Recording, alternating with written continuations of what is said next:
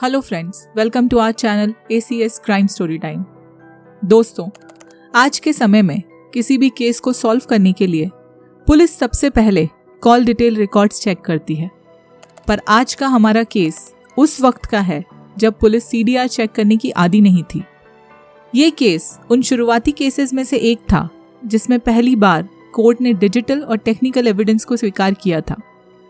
इस केस में एक सीधे साधे बेकसूर इंसान की जान चली जाती है जिसकी कभी भी किसी से कोई दुश्मनी नहीं थी, और मरते दम तक शायद उस बेकसूर के जहन में यह सवाल जरूर होगा कि मैंने किसी का क्या बिगाड़ा था, आखिर क्यों और किसने मेरी जान ली।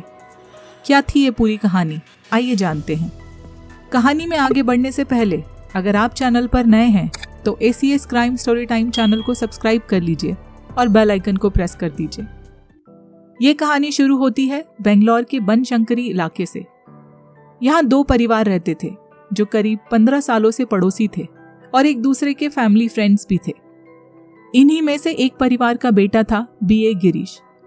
गिरीश 27 साल का था और इंटेल कंपनी में सॉफ्टवेयर इंजीनियर के तौर पर काम करता था। दूसरे परिवार की एक बेटी थी जिसका नाम शुभा शंकर नारायण था। शुभा की उम्र 21 साल थी और वो लॉ की पढ़ाई कर रही थी और BMS लॉ कॉलेज में फाइनल ईयर की स्टूडेंट थी।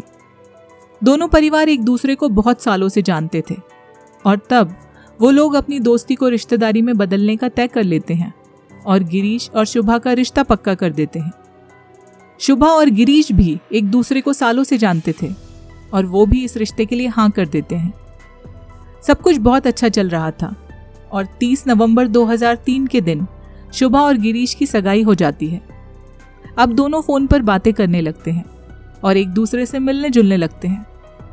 गिरीश शुभा से सगाई के बाद बहुत खुश था और सगाई के 4 दिन बाद यानी 3 दिसंबर 2003 को दोनों साथ में डिनर करने का प्लान बनाते हैं और इंदिरा नगर के TGIF रेस्टोरेंट में मिलते हैं। डिनर करने के साथ साथ बहुत सारी बातें करते हैं और खुशी खुशी अपने स्कूटर से घर वापस जाने लगते हैं।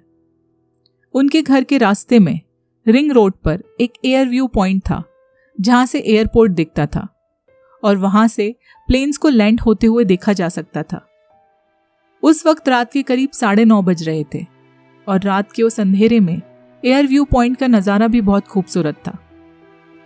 और क्योंकि शुभा को प्लेन लैंड होते हुए देखना था इसलिए दोनों वहां थोड़ी देर के लिए रुक जाते हैं और रात के समय उस बेहद सुंदर और शांत जगह से एयरपोर्ट का नज़ारा देखने लगते हैं।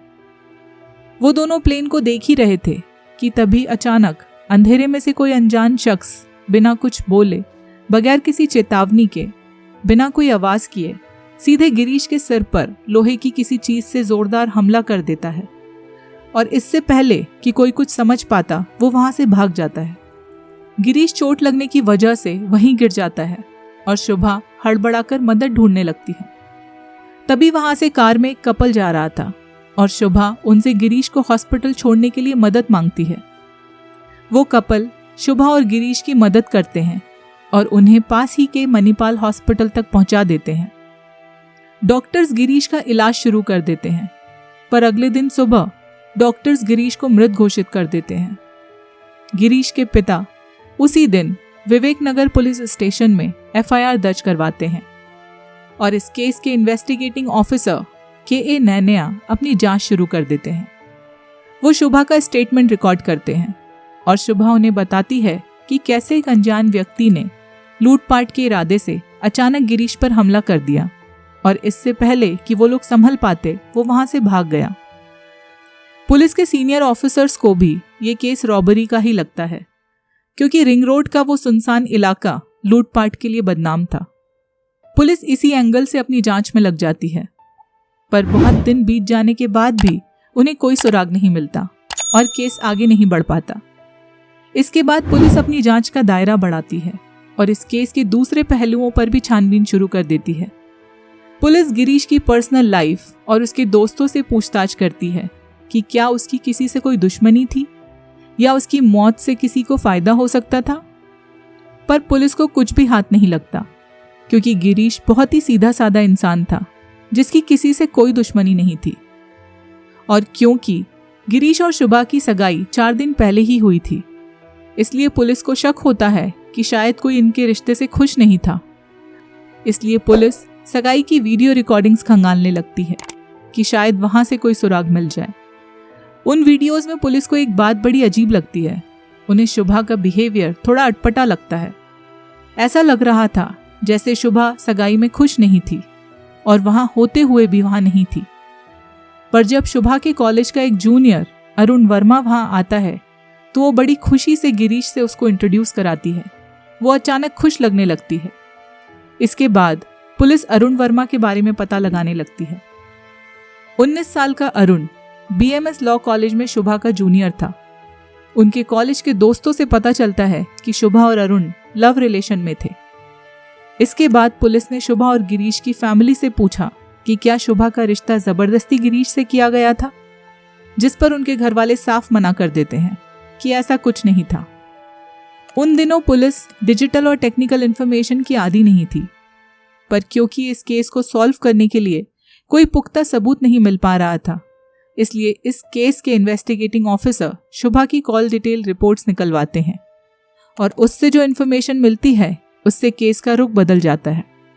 CDR रिपोर्ट्स में पता चलता है कि शुभा लगातार अरुण के साथ संपर्क में थी और घटना वाले दिन भी अरुण की मोबाइल लोकेशन क्राइम सीन के आसपास थी।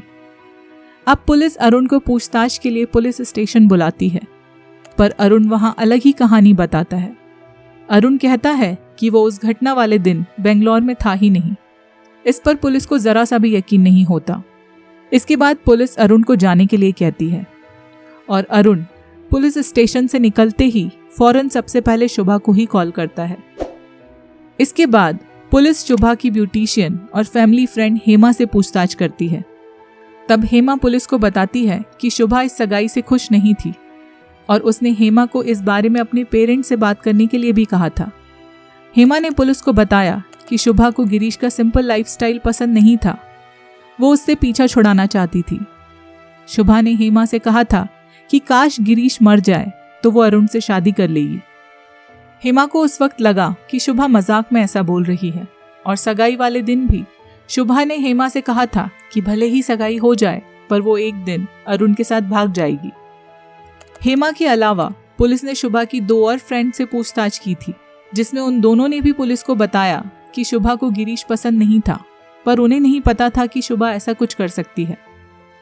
और जिस कपल ने शुभा और गिरीश को घटना वाले दिन हॉस्पिटल पहुंचाया था, उन्होंने भी पुलिस को बताया कि उन्हें शुभा का बिहेवियर बहुत अजीब लग रहा था, क्योंकि उसने बुरी तरह घायल गिरीश को, जो कि हिल भी नहीं पा रहा था, उसे पीछे वाली सीट पर अकेला लेटा छोड़ दिया था और खुद कार की आगे की सीट शेयर करके हॉस्पिटल तक गई थी। CDR रिपोर्ट से यह भी पता चलता है कि घटना वाले दिन अरुण और शुभा ने एक दूसरे को 100 से ज्यादा SMS किए थे। वो दोनों पूरे टाइम कांटेक्ट में थे और शुभा अपने हर पल की खबर अरुण को दे रही थी। इन सबूतों के आधार पर पुलिस अरुण और शुभा के साथ सख्ती से पेश आती है और पुलिस इंटरोगेशन में दोनों अपना जुर्म कबूल कर लेते हैं। आखिरकार 47 दिन की लंबी इन्वेस्टिगेशन के बाद 21 जनवरी 2004 के दिन पुलिस शुभा, उसके बॉयफ्रेंड अरुण, अरुण के कजिन दिनेश और गुंडे वेंकटेश को गिरफ्तार कर लेती है। शुभा पुलिस को बताती है कि उसे गिरीश की सिंप्लिसिटी और उसका डाउन टू अर्थ नेचर और ड्रेसिंग सेंस पसंद नहीं था और उससे पीछा छुड़ाने के लिए ही शुभा ने उसे मारने का प्लान बनाया था। शुभा के बॉयफ्रेंड अरुण ने गिरीश को रास्ते से हटाने के लिए अपने एक कजिन दिनेश वर्मा को बहुत सारा पैसा देने और उसके बिजनेस में मदद करने का लालच देकर अपने साथ शामिल कर लिया था और दिनेश ने एक लोकल गुंडे वेंकटेश को गिरीश को मारने के लिए हायर किया था। वेंकटेश ने गाड़ी के शॉक एब्जॉर्बर से गिरीश के सिर पर वार किया था, जिससे गिरीश की मौत हो गई थी। पुलिस इन्वेस्टिगेशन में यह भी पता चलता है कि चारों आरोपी इस घटना से 20 दिन पहले BMS कॉलेज में मिले थे और वहीं उन्होंने गिरीश को मारने का प्लान बनाया था। वो लोग पहले भी 3 बार गिरीश को मारने के लिए उसका पीछा कर चुके थे, पर क्योंकि उन्हें सही मौका नहीं मिला था, इसलिए वो घटना को अंजाम नहीं दे पाए थे और इसीलिए शुभा ने गिरीश को डिनर पर चलने के लिए कहा था और वही गिरीश को प्लेन्स देखने के बहाने उस सुनसान जगह पर ले गई थी, जिससे वो लोग अपना काम आसानी से कर सकें। इस केस की सुनवाई के लिए फास्ट ट्रैक कोर्ट का गठन किया गया था और मई 2010 में फास्ट ट्रैक कोर्ट ने चारों आरोपियों को गिरीश की हत्या का दोषी मानते हुए उन्हें उम्र कैद की सजा सुनाई थी और जुलाई 2010 में कर्नाटक हाई कोर्ट ने फैसले को सही ठहराया था और शुभा की जमानत को रिजेक्ट कर दिया था। दोस्तों, क्या हम उन पर भी भरोसा नहीं कर सकते जिन्हें हम सालों से जानते हैं? शुभा और गिरीश करीब 15 सालों से पड़ोसी थे। अगर शुभा गिरीश से खुलकर बात करती तो क्या गिरीश उसकी बात नहीं समझता? क्या शुभा अपने और गिरीश के परिवार से बात करती तो क्या वो लोग उसकी बात नहीं मानते? दोस्तों, अपने विचार कमेंट सेक्शन में जरूर बताएं।